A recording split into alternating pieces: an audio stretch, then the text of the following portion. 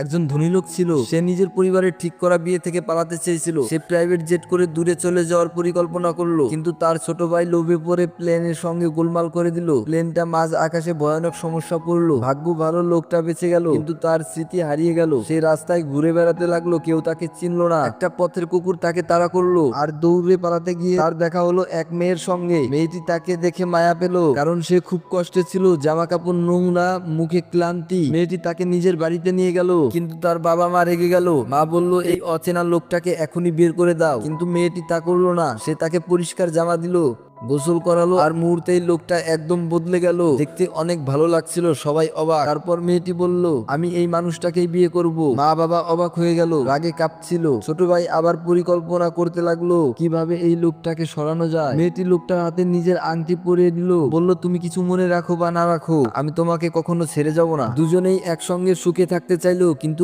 একদিন মেয়েটির পরিবার এক দুষ্ট লোক ডেকে পাঠালো। সে মেয়েটাকে জোর করে বিয়ে করতে চাইছিল। লোকটা যখন দেখলো মেয়েটি অন্য কাউকে ভালোবাসে, সে রেগে তার লোকজন দিয়ে মেয়েটাকে গাড়িতে তুলে নিয়ে যায়। যে তার প্রেমিক দৌড়ে গিয়ে বাঁচাতে চাইলো, কিন্তু গাড়ি এসে তাকে ধাক্কা মারলো। হাসপাতালে জ্ঞান ফিরে পেলে সে সব মনে করে ফেললো, আর জানে মেয়েটি এখন বিয়ের পোশাক সেই দুষ্টু লোকটার সঙ্গে বিয়ে করছে। বিয়ের মণ্ডপে সবাই হাসছে, কিন্তু মেয়েটির চোখে জল। ঠিক তখনই দরজায় দাঁড়ায় সেই হারানো মানুষটা। স্মৃতি ফিরে পায় একদম নতুন রূপে। এরপর কি হলো জানতে চাইলে পার্ট 2 এর জন্য লাইক করুন।